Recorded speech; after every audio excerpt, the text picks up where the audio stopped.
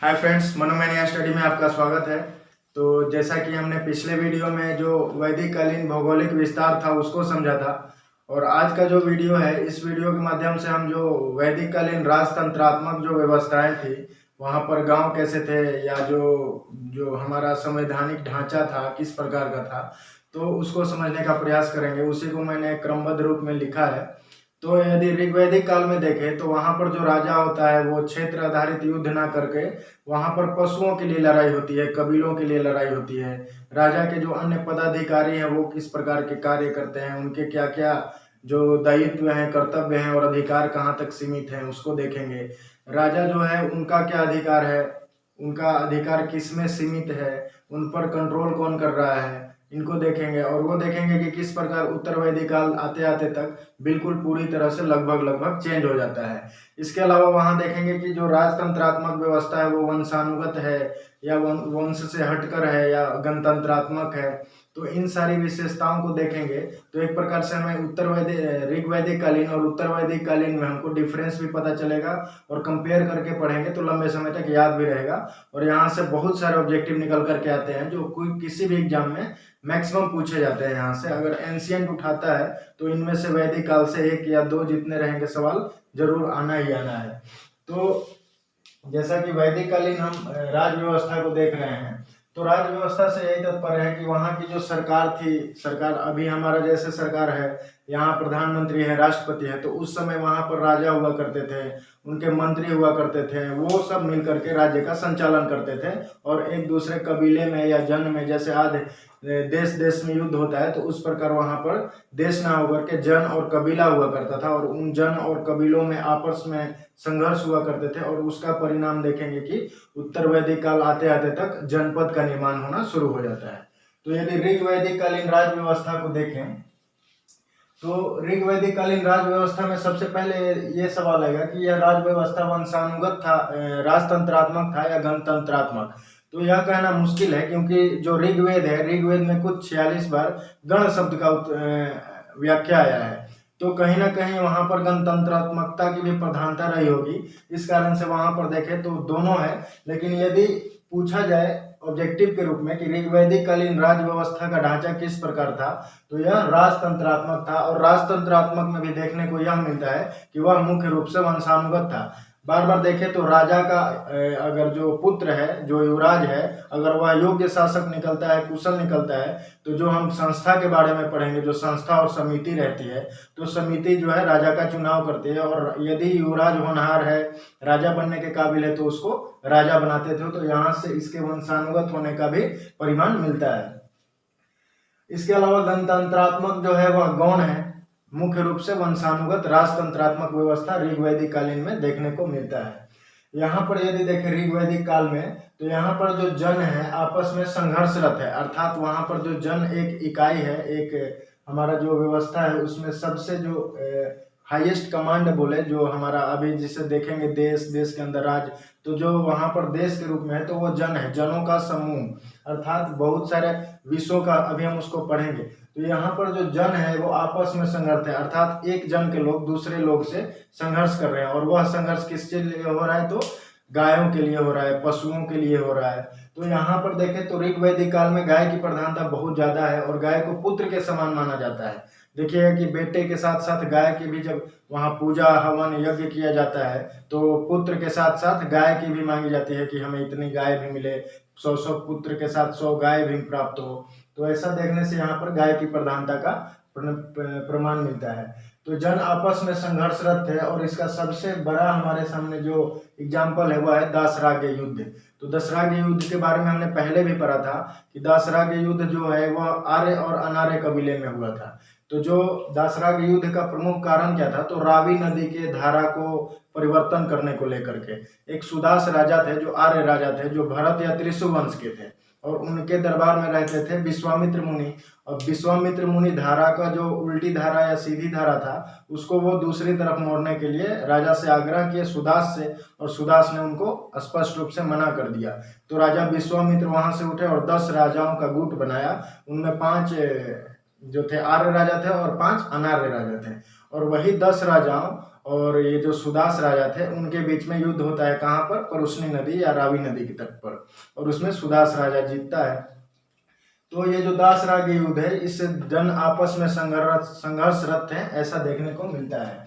यदि इसकी राजनीतिक व्यवस्था की बात करें, अर्थात ऋग्वैदिक कालीन में राजनीतिक व्यवस्था का ढांचा किस प्रकार था, कौन सी इकाई ऊपर थी, कौन सी इकाई नीचे थी, तो जो सबसे यहाँ पर छोटी इकाई थी वो कुल या गृह के रूप में देखने को मिलता है। और इसका जो स्वामी होता है, पति कहें या जो प्रमुख होता है, वह कुलप या गृहपति बोलते हैं। तो यहाँ से एक सीधा सवाल बनता है, देख लीजिएगा कि कुल या गृह ऋग्वैदिक कालीन राजनीतिक ढांचा में सबसे छोटी इकाई कौन थी, तो वह कुल या हमारा गृह, और उसका जो प्रमुख होता था वह कुलप या गृहपति।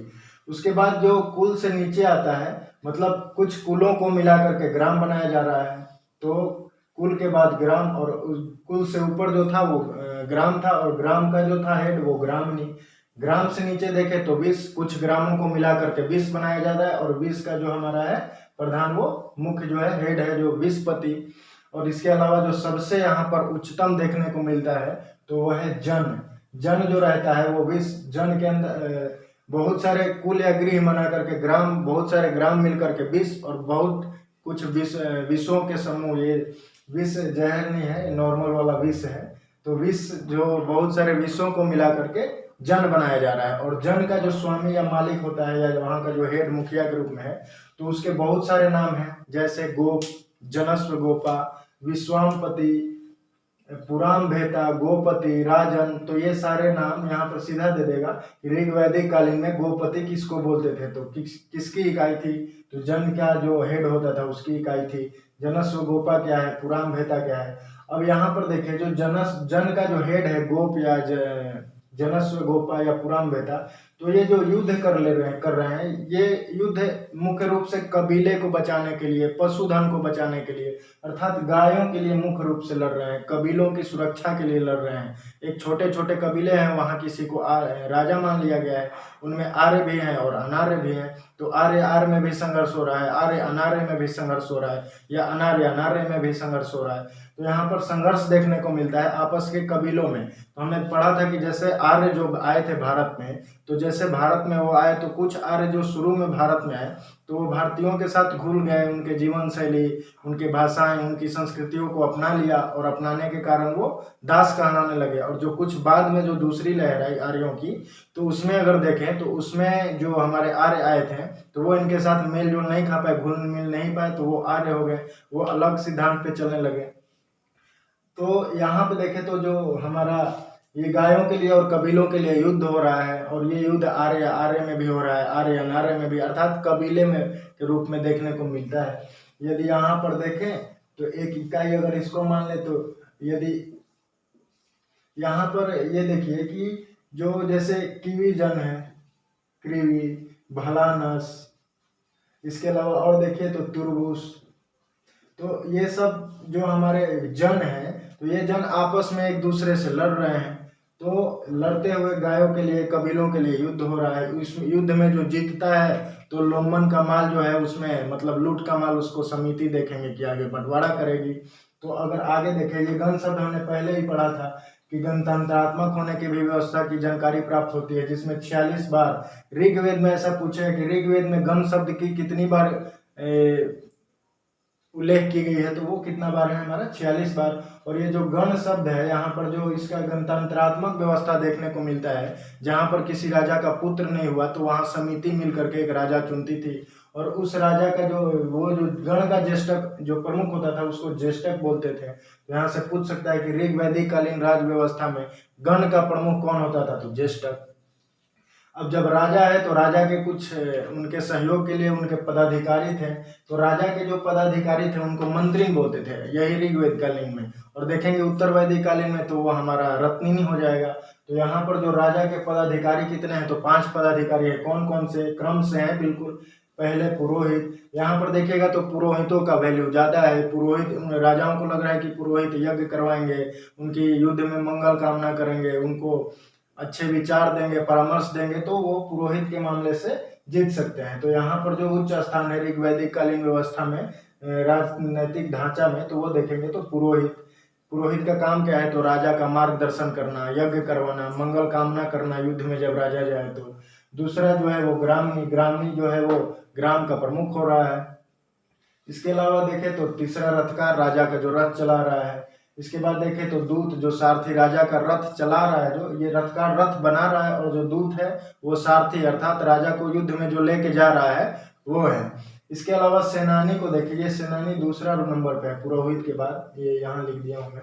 तो पुरोहित के बाद सेनानी, फिर ग्रामीण, फिर रथकार, फिर दूत। तो ये जो सेनानी देखिए, तो सेनानी यहाँ पर ऋग्वैदिक काल में देखेंगे तो सेनानी कोई नियमित सेना यहाँ पर नहीं थी। जैसे राजाओं में या कबीलों में युद्ध हुआ गाय को लेकर या पशुधन को लेकर, तो यहाँ पर देखेंगे कि उस समय के जो क्षेत्र के, उनके क्षेत्र के जो नवयुवक रहते हैं उनको मिला करके एक मिलिशिया बना ली जाती है, और वो मिलिशिया अलग अलग संघ के होते हैं।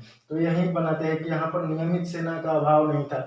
नियमित सेना का अभाव होना तो लाजमी है कि यहाँ पर देखेंगे कि यहाँ पर क्षेत्र आधारित युद्ध नहीं हो रहे हैं कि ये सेना चाहिए। यहाँ पर गाय के लिए, पशु के लिए लड़ाई हो रहा है, तो यहाँ पर सेना की आवश्यकता नहीं पड़ी होगी। तो यहाँ पर नियमित सेना या रेगुलर सेना का अभाव देखने को मिलता है। यहाँ पर जो सेना है मिलिशिया के रूप में है। जो मिलिशिया, एक हम गेम खेलते हैं तो शायद यहीं से उस गेम का कंसेप्ट भी होगा। तो ये जो मिलिशिया को देखें तो गण के रूप में है। तो जो गण कबीले के हो गए तो गण मलेशिया हो गए, जो व्रत हो गए, सार्थ हो गए, ग्राम कबीले के कुछ मलेशिया आ गए। इन सारे मिल करके जो दूसरे राजा हैं उनसे युद्ध करेंगे। इसके अलावा जो राजा के कुछ अन्य अधिकारी थे, ये तो पदाधिकारी हो गए, पुरोहित, ग्रामीण, दूत, रथकार और हमारा सेनानी। तो इसके अलावा कुछ अन्य अधिकारी थे, जैसे गुप्तचर थे। तो गुप्तचर को पूछे कि ऋग्वैदिक काल में गुप्तचर को क्या बोलते थे, तो ये लिख लीजिएगा भाई। गुप्तचर को स्पर्श बोलते थे। स्पर्श, छूने वाला स्पर्श नहीं है, स्पर्श। तो गुप्तचर को क्या बोलते थे, तो स्पर्श। जो चारागाह का प्रमुख था उसको राजपत बोलते थे, राजपति। इसके अलावा जो पुलिस का प्रमुख रहता था, वहाँ सैन्य दल, पुलिस जो सैन्य दल को देख रेख करता था। यह कब जरूरत पड़ता था, तो जब सेना का जरूरत होता था तब ये पुलिस वाले भी जागरूक होते थे। तो ये पुलिस का जो प्रमुख रह रहा है तो उसको हम बोलते थे, देख लीजिएगा, उग्र बोलते थे इसको। ये जो व्यक्तिगत राजा का सेवक होता था, जो राजा का हमेशा सेवा के लिए हाजिर रहेगा, तो वो कौन था भाई, तो उपस्थित बोलते थे उसको, उपस्थित। तो सीधा सीधा ऑब्जेक्टिव यहाँ से बनेगा कि ऋग्वैदिक काल में गुप्तचर को क्या बोलते थे, स्पर्श। वाजप्रत क्या थे, तो चारागाह प्रमुख। इसके अलावा देख लीजिएगा पूरब जो थे, तो पूरब भी दुर्गपाल के जो प्रमुख रहते थे उनको पूरब बोलते थे। पुलिस प्रमुख कौन था, उग्र। व्यक्तिगत सेवक तो उपस्थित। दुर्गपाल का प्रमुख तो कौन था, तो वो हमारा पूरब था।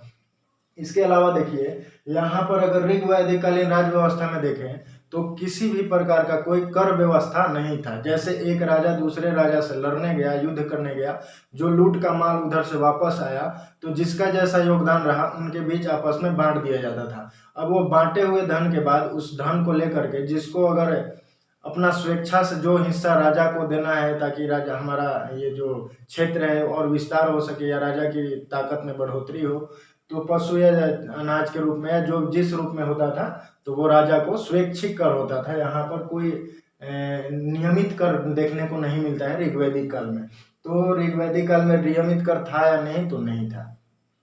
इसके अलावा आप यहाँ पर देखिए तो ये जो राजा था यहाँ पर ऋग्वैदिक काल में, तो ऋग्वैदिक काल में जो राजा था उसको देखें तो उस पर नियंत्रण करने के लिए कुछ संस्थाएं थी, राजनीतिक संस्थाएं। तो वो संस्था कौन सी, तो 5 प्रकार की जो थी वो संस्थाएं थी। अर्थात सबसे पहले सभा, समिति, विदत, गण और परिषद। तो यदि सभा को देखें, इनका मुख्य काम था राजा, जो यहाँ पर राजा है जो संचालन कर रहा है उन पर नियंत्रण रखना।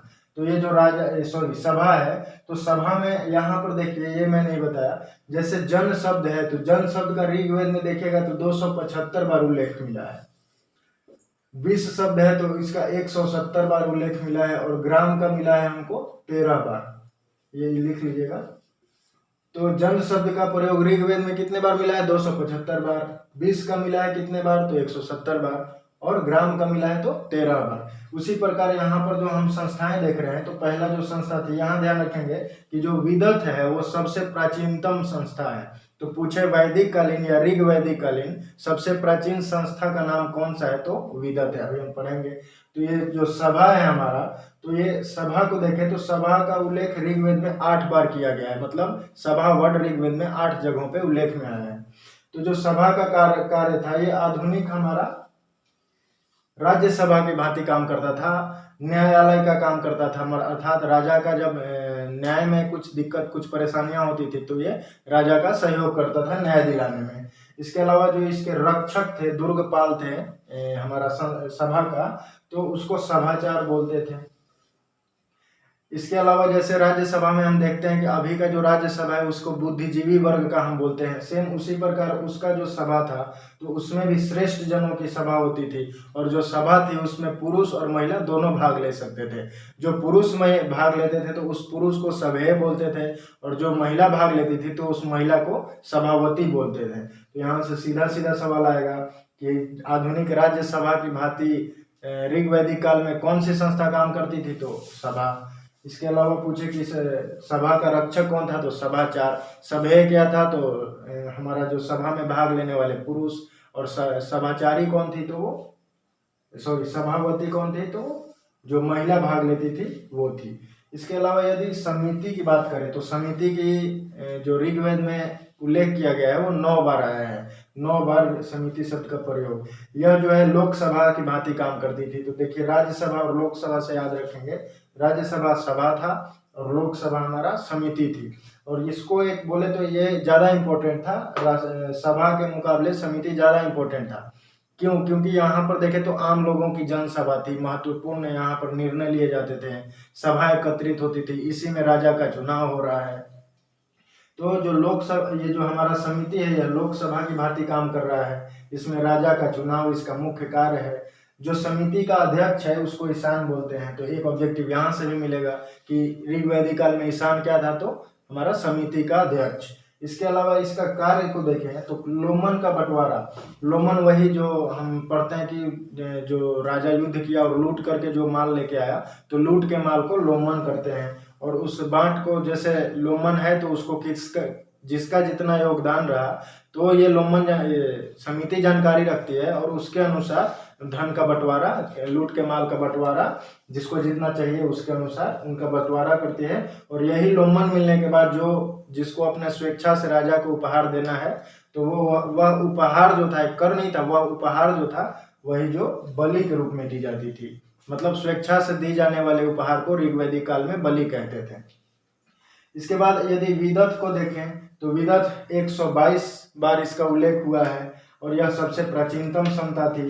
इसका कार्य क्या था, तो जनसभा लगाना, कुछ लड़ाइयाँ हुई या कुछ परिवार में झगड़े झंझट हुए तो उनका जनसभा लगाना। इसका और काम था सामाजिक और धार्मिक निर्णय देना। इसके अलावा यदि देखें तो राज्य के उपज का बंटवारा, राज्य में जितना उपज हुआ, जो किसान थे जो उपज कर रहे हैं तो उसका बंटवारा करना, जो अगर 2 लोग मिलकर खेती कर रहे हैं तो उसके बारे में। इसके अलावा यदि गण को देखें तो ये कुलीनों का संसद के रूप में गण को देख सकते हैं। हमारा जो परिषद था तो इसमें पुरोहित, शिक्षक, विद्वान, ये सारे लोग भाग लेते थे। तो इस प्रकार हम देखें यदि तो ऋग वैदिक कालीन राज व्यवस्था में वंशानुगत राजतंत्रात्मक था, जन आपस में संघर्षरत थे, जिसका एग्जाम्पल दासरा का युद्ध था। राजनीतिक व्यवस्था को देखा। अब इससे कंपेयर करके हम उत्तर वैदिक कालीन को पढ़ते हैं। तो उत्तर वैदिक कालीन आते ही यदि देखें तो यहाँ पर जो सबसे छोटी इकाई हम देखे थे कि गृह है, तो यहाँ भी गृह है, उसके ऊपर ग्राम है, फिर विष है, फिर जन है। बदलाव कहाँ से आता है, तो ये जन के बाद शुरू हो जाता है। जन और कुछ जन या कबीले मिल करके यहाँ पर जनपद का निर्माण करना शुरू कर देते हैं। यह जनपद का कैसे निर्माण हो रहा है, तो मान लीजिए ये जन है, ये कुरु है और ये क्रीवी है या भलानस है, ये क्रीवी और ये भलानस। मान लीजिए भलानस ने इस पे क्रीवी पे अटैक किया तो ये मिल करके, दोनों जन मिल करके जनपद हो गए। तो जनपद जो है वो 2 बार से देखें 2 प्रकारों से उसका निर्माण होता है। किस प्रकार से, तो ये जो जन का कबीला है या जो जनपद है, एक तो युद्ध विजय द्वारा, मान लीजिए इन दोनों में युद्ध हुआ और जीते तो इसने अपने में मिला लिया, तो युद्ध विजय द्वारा। इसके अलावा मान लीजिए ये 2 जनपद है और इधर जंगल का क्षेत्र है, तो इसको कुल्हाड़ियों से काटा और इसको भी मिला लिया, तो ये देखिए बड़ा जनपद बन गया, जन से जनपद। तो सबसे जो मेन इम्पोर्टेंट है कि जन से ऋग वैदिक काल तक जन था, और उसके बाद जब उत्तर वैदिक में आते हैं तो वहां पर जनपद देखने को मिलता है। तो यदि इस जनपद को देखें तो जनपद में देखिए तो यहाँ पर कबीले मिलने शुरू हो जाते हैं। ये जो पुरु और भरत कबीले या जन के रूप में थे, ये दोनों मिल करके, लिख लीजिएगा, ये दोनों मिल करके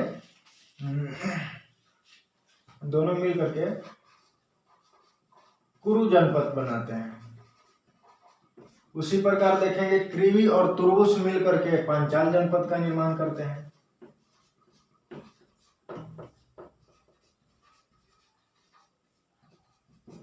और सीवी कबीला और भलानस कबीला या जन मिल करके किसका निर्माण करते हैं, तो कैकेय जनपद का। ये देख लीजिए, कैकेय जनपद का निर्माण कर देते हैं। तो इस प्रकार हमको 3 जनपद वहां पर ऋग वैदिक काल में देखने को मिलता है। तो अब एक एक को उठाते हैं। जैसे कुरु जनपद को देखें तो कुरु जनपद का जो पहला राजधानी था, प्रारंभिक राजधानी, वो था असमद्वीप, अंशदीवत। और यहाँ पर देखिए तो हाँ, इसका जो हम राजा देखेंगे, प्रारंभिक राजा, तो वो प्रांतिक प्रातिवीय थे। और दूसरा में देखेंगे तो राजा परीक्षित उसके बाद आते हैं। राजा परीक्षित जो है, अथर्ववेद में इनका ऐसा मृत्यु लोक का देवता बताया गया है। तो राजा परीक्षित को मृत्यु लोक का देवता कहाँ बताया गया है, अथर्ववेद में, या किस राजा को मृत्यु का देवता बताया गया है, तो राजा परीक्षित को। इसके अलावा जन्मेजय भी है। देखिए, राजा परीक्षित जब आए तो इन्होंने अपना जो राजधानी बनाया वो हस्तिनापुर में बनाया था। इसके बाद और देखेंगे तो चक्षु एक आते हैं, वो अपना राजधानी कौशाम्बी में बनाएंगे। इसके अलावा जो कुरु जनपद है, इसके बारे में लिखा गया है छांदोग्य उपनिषद में कि यहाँ पर कभी भी न अकाल हुआ या न टिड्डियों का हमला हुआ। अर्थात जो कुरु जनपद था उसकी समृद्धि को दिखाने का प्रयास किया गया है छांदोग्य उपनिषद में। कितना सत्य है हम नहीं बता सकते हैं। तो यहाँ के राजा कौन थे, तो प्रांतिक प्रावितीय, उसके बाद राजा परीक्षित, फिर जन्मेजय। राजा परीक्षित को क्या बोला गया है, तो मृत्यु लोक का देवता। किसमें, अथर्ववेद में। यदि पांचाल जनपद को देखें तो ये जो बदायूं, फर्रुखाबाद, बरेली वाला क्षेत्र है, उस क्षेत्र में पांचाल जनपद है। और यहाँ के जो राजा थे तो प्रवाहन जेवली और उदालक आलून। तो प्रवाहन जेवली और उदालक आलून किस जनपद के राजा थे, उत्तर वैदिक काल में, तो पांचाल जनपद के। इसके बाद जो सीवी और भलानस जो पद जन मिल करके बनाए थे तो वो कैकेय जनपद था। और यहाँ इसको देखें तो यह व्यास नदी तट के सहारे लगा हुआ था। और यहाँ के जो प्रारंभिक राजा बने थे वो अश्वपति थे, और यह एक दार्शनिक राजा थे। तो उत्तर वैदिक काल में दार्शनिक राजा के रूप में किन्हें जाना जाता है, तो अश्वपति को जाना जाता है। सीवी और भलानस मिलकर कौन सा जनपद बना, तो कैकेय जनपद। कृवि तुर्वस मिले तो पांचाल जनपद, और पूर्व और भरत मिले तो कुरु जनपद। इनकी राजधानी देखें। अब यहाँ पर देखिए, जैसे हम यहाँ देखे थे कि राजा जो था गाय के लिए युद्ध कर रहा है, पशुधन के लिए युद्ध कर रहा है, कबीलों के लिए युद्ध कर रहा है। यहाँ पर आते आते क्षेत्र आधारित युद्ध प्रारंभ हो जाता है उत्तर वैदिक काल में। अर्थात राजा अब एक गाय का, एक कबीले का मालिक ना होकर, प्रधान ना होकर, हेड ना होकर, कहाँ का, भूभाग का हेड हो जाता है। और यहाँ भूभाग का हेड होने का मतलब है कि राजा का प्रधानता, राजा का महत्वपूर्णता बढ़ते जा रही है। तो यहाँ पर सबसे बड़ी जो बदलाव थी, राजा क्षेत्र आधारित युद्ध करता है एवं एक वास्तविक राजा के रूप में यहाँ से दिखाई देने लगता है। यहाँ पर देखेंगे तो वंशानुगत राजतंत्रात्मक व्यवस्था यहाँ भी है, लेकिन जो राजा है उसकी शक्तियाँ बढ़ जाती है। उससे संस्था और जो हमारा समिति है और सभा है, विदत है, विदत और गण और परिषद तो समाप्ति हो जाएंगे। जो सभा और समिति है वो बचे रहते हैं, और उसमें भी देखेंगे कि समिति गौण हो जाती है और सभा का थोड़ा सा वैल्यू रहेगा। तो इसके बाद हम देखते हैं कि यहाँ पर जो राजा जो है भूपति के रूप में जाने लगता है, भूस्वामी के रूप में जाने लगता है। यहाँ पर देखेंगे तो जनजातीय ढांचा समाप्त होकर के क्षेत्रीय ढांचा बनने लगता है, और क्षेत्र विशेष का राजा हो जाता है। जो यहाँ का राजा, उत्तर काल के जो राजा है वो क्षेत्र विशेष के राजा हैं। और जब अलग अलग क्षेत्र के राजा होते हैं तो हर जगह, जैसे उत्तर के राजा अलग यज्ञ करवा रहे हैं, दक्षिण के राजा अलग, तो यज्ञ कौन कौन से करा रहे हैं, तो ये देखिए जो पूर्व के राजा हैं तो वो अपने आप को सम्राट कहने लगते हैं। यहाँ पर देखेंगे कि जो राजा है गोपति, भूपति वहीं तक है, सॉरी गोपति तक, जनस्व गोपा तक। यहाँ पर आते आते देखिए तो अलग अलग राजा हो जाते हैं, अलग अलग क्षेत्र का वास्तविक राजा होते हैं। राजा की महत्वपूर्णता बढ़ जाती है। उनको देखें तो क्षेत्र का विशेष क्षेत्र का राजा हो जाते हैं और राजा जो है अलग अलग नामों से जाने जाने लगते हैं। तो पूर्व के राजा को देखें तो पूर्व के राजा को सम्राट कहा जाने लगता है, पश्चिम के राजा अपने आप को स्वराट के रूप में विस्तारित करता है, जो उत्तर का राजा है वो विराट कहता है और जो दक्षिण का राजा है वो अपने टाइटल के साथ भोज लगाना प्रारंभ कर देता है। इसके अलावा जब यज्ञ शुरू हो जाते हैं, अलग अलग याज्ञिक कर्मकांड शुरू हो जाते हैं, तो यज्ञ में देखिएगा तो जो हमारा पूर्व का राजा है जो सम्राट कहता है वो अपने आप को वाजपेयी यज्ञ करता है। ये वाजपेयी यज्ञ कहते हैं, कल्चर वाला पार्ट में इसको और विस्तृत पढ़ेंगे। तो अभी देखेंगे तो यदि वाजपेयी यज्ञ को समझिएगा तो इसमें क्या है कि राजा के लिए मतलब रथ दोहराया जा रहा है, उसमें राजा के जानबूझ करके राजा का रथ को आगे बढ़ा दिया जाता है ताकि राजा जीते, उसका समृद्धि हो, उसका नाम हो। इसके अलावा देखें तो जो हमारा पश्चिम का है राजा वो अपने आप को स्वराट लगा रहा है और वह अश्वमेध यज्ञ करा रहा है। अश्वमेध यज्ञ में देखिएगा तो 4 रानी, 4 राजा, उनके 4 पुत्र ये होने चाहिए। उसके अलावा 400 500 दास दासियां सेविकाएं वो लगी हुई हैं और एक महीने तक यज्ञ चल रहा है। उस यज्ञ के लास्ट में एक घोड़ा छोड़ रहे हैं और उस घोड़े के पीछे पूरी सेना चल रही है। अगर घोड़ा को किसी ने पकड़ लिया तो युद्ध शुरू होगा, अन्यथा अगर घोड़ा वापस आ गया तो फिर राजा को विजय घोषित कर देंगे ऑटो में, और वो कौन राजा रहेगा तो स्वराट राजा रहेगा। इसके अलावा देखेंगे तो पुरुष मेघ यज्ञ किया जा रहा है उत्तर साइड में और वहाँ का राजा विराट रह रहा है अपने आप को टाइटल के रूप में, मतलब विराट क्षत्रप ऐसे करके राजा है जो अपने टाइटल लगा रहे हैं।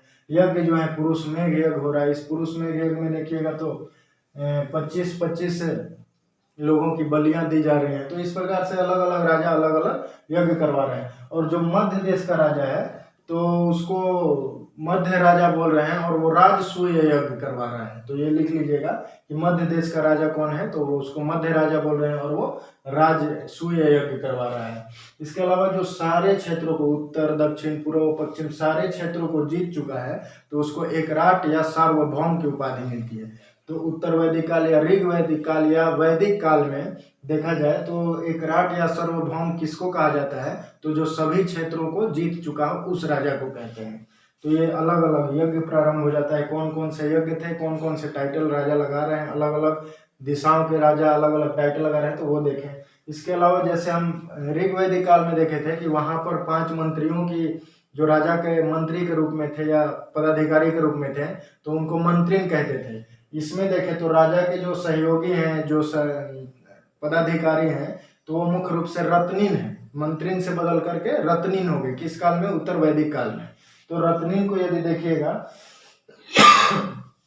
तो रत्निन जो है वो प्रमुख पूछ देगा कि उत्तर वैदिक कालीन राज व्यवस्था में रत्निन क्या थे। 4 ऑप्शन, तो पहला ऑप्शन सीधे लगाइए कि वो हमारे क्या थे, तो प्रमुख पदाधिकारी थे। इनका क्या था पहचान, तो ये कान में रत्न धारण करते थे और उच्च और कुलीन वर्ग के श्रेष्ठ लोग रहते हैं। इसके अलावा यदि क्रम से देखें तो हमने ऋग वैदिक काल में देखा था कि पुरोहित का ज्यादा था, पुरोहित का जो था वहाँ पर पद का प्रतिष्ठा का महत्व ज्यादा था। यहाँ पर आते आते सेनानी, यहाँ भी देखेंगे तो सेना का जो हमारा नियमित सेना नहीं बना है, सेना यहाँ भी पहले की तरह ही है, लेकिन सेनाओं की वर्चस्वता यहाँ पर बढ़ गई थी और प्रमुख पदाधिकारी के रूप में यहाँ पर सेनानी को देखते हैं। उसके अलावा पुरोहित जो थे वो दूसरे नंबर पे आ गए, उनका यही काम था यज्ञ कराना, ये मंगल कामना करना। तीसरे नंबर पे महिषी जो थी वो प्रमुख रानी थी, राजा को सलाह देती थी। उसके अगले जो थे युवराज थे, अगर सही युवराज हैं तो उनको राजतंत्रात्मक वंशानुगत राजतंत्रात्मक रूप से उनको राजा बनाया जाएगा, नहीं तो समिति जो थी, तो यहाँ तक तो आते आते समिति समाप्त हो जाएगी। इसके बाद देखे तो ग्रामनी हम उधर भी देखे थे, रथकार उधर भी थे। संग्रहित देखिए यहाँ नया पद का सृजन हुआ, संग्रहित का क्या कार्य था, तो ये कर इकट्ठा करते थे। जो यहाँ से देखेगा तो कर प्रणाली की भी शुरुआत हो गई थी। जैसे यहाँ पर हम देखते थे स्वेच्छा से जो कर देते थे, कर नहीं उसको बोलेंगे उपहार देते थे, उसको हम बलि कहते थे। लेकिन यहाँ पर आकर के जो बलि था वह नियमित कर में बदल गया था। अर्थात यदि आप खेती कर रहे हैं या आपके पास पशुओं की संख्या ज्यादा है तो आपको राजा को कर देना पड़ेगा। और वो कर क्या होता था, तो 1/6वां हिस्सा या 1/16वां भाग उपज के रूप में या पशु के रूप में। तो जो हमारा बलि था वो बदल करके यहाँ पर नियमित कर हो गया था 1/6 हिस्सा या 1/16वां भाग। तो उत्तर वैदिक काल में कितना नियमित कर लगाया गया था, तो 1/6 या 1/16 हिस्सा या भाग के रूप में बता सकते हैं। किस रूप में दी जाती थी, तो पशु या अनाज के रूप में। इसके अलावा देखें तो यहाँ पर रत्न संग्रहित जो था ये इन्हीं का काम था, कर इकट्ठा करना। इसके बाद भागदूत को देखेंगे तो ये कोषाध्यक्ष थे, राज्य में जो कोष था उसके मालिक हुआ करते थे, राजा को पूरा ब्यौरा देना इनका काम था कोषाध्यक्ष का। वित्त मंत्री की तरह काम करते थे ये। इसके बाद देखें तो अक्षवापात था। अक्षवापात क्या था, तो जब राजा दूसरे राजा के साथ जुआ खेलता था तो राजा की मदद करना, राजा को दिमाग देना इनका काम था अक्षवापात का। इसके बाद पालागत देखें तो ये जो थे ये एक प्रकार से जोगर का काम करते थे, मित्र थे, राजा को हंसाते थे ये। उसके बाद देखें तो गोवी कर्तन। गोवी कर्तन जब राजा शिकार के लिए जाता था तो उनका मदद, शिकार में कोई चाहिए मदद करने के लिए, तो गोवी कर्तन। और दूत यहाँ भी देखा था जो रथ चलाता था। तो ये जो है हमारे कुछ प्रमुख जो राजा हैं और उनके जो सहयोगी हैं वो हैं। इसके अलावा यदि संस्था की बात करें तो यहाँ पर हमने 5 संस्थाएं देखी थी जो राजा पर नियंत्रण रखते थे ऋग वैदिक काल में। उत्तर वैदिक काल तक आते आते सभा और समिति को छोड़ करके बाकी जो हमारे 3 थे, परिषद, विदथ, परिषद और गण, उन तीनों की जो वैल्यू है वो खत्म हो जाती है और यहाँ पर सभा और समिति बच जाती है। विदथ जो कि सबसे प्राचीनतम संस्था थी वो भी समाप्त हो जाती है और यहाँ पर समिति को भी देखिएगा तो समिति की भी वैल्यू समाप्त हो जाती है, गौण रूप में रह जाती है और सभा का वैल्यू केवल रह जाता है। लेकिन वो भी राजा पर नियंत्रण नहीं कर सकता है, बस राजा के कार्य में हस्तक्षेप नहीं कर सकता है, बस सलाह दे सकता है। तो इस प्रकार से यदि हम ऋग वैदिक काल और उत्तर वैदिक काल को समझें तो कंपेयर करके पढ़ें तो यहाँ से बहुत ऑब्जेक्टिव मिलेंगे। जैसे यहाँ पर संग्रहित ऋग वैदिक उत्तर वैदिक काल में क्या था, तो संग्रहित जो था कर इकट्ठा करता था। कर कितना लगता था, तो 1/6। किस रूप का था, तो पशु या अनाज के रूप में। यहाँ पर जो सबसे घटते क्रम, बढ़ते क्रम जो इकाइयाँ थी उनका याद रख सकते हैं। तीसरे नंबर पर क्या आता था, तो विश्व। विश्व किसका समूह था, तो ग्राम का समूह था। बहुत सारे ऑब्जेक्टिव याद हो जाते हैं। किन 2 जनों को या कबीलों को मिलाकर कुरु जनपद का निर्माण हुआ, तो पुरु और भरत। शिवी और भलानस को मिला के किसका हुआ, तो कैकेय जनपद। तो एक एक चीज यहाँ देखिए, कहाँ से कौन सा राजा क्या है, एकराट कहाँ है, स्वराट कहाँ है, सम्राट कहाँ है, सार्वभौम किसको बोलेंगे, राजसूय यज्ञ कहाँ हो रहा है, वात्सल्य यज्ञ कहाँ हो रहा है, अश्वमेध यज्ञ कहाँ हो रहा है, भोज किसको बोलेंगे, रत्नीन और मंत्रीन कौन थे, इसके अलावा जो रत्नीन थे उनकी पहचान क्या थी। बहुत सारी दुनिया भर के ऑब्जेक्टिव है यहाँ पर, तो एक बार पढ़ लीजिएगा इसको, तो सारी किताबों में मिलेंगे लेकिन इधर उधर है। ये एक जगह अगर आप अच्छे से पढ़ेंगे तो अच्छे से समझेंगे और लंबे समय तक याद रहेगा। अगला जो हमारा इससे आएगा उसमें हम वैदिक कालीन समाज को देखेंगे। उसमें देखेंगे कि किस प्रकार से उनका सामाजिक ढांचा था, क्या समाज में विशेषकर था, स्त्रियों की क्या दशा थी, बाल विवाह था कि विधवा विवाह था, नियोग प्रथा क्या थी, इन सब के बारे में चर्चा करेंगे। तो यदि वीडियो अच्छा लगे तो लाइक करें, शेयर करें, सब्सक्राइब करें। धन्यवाद।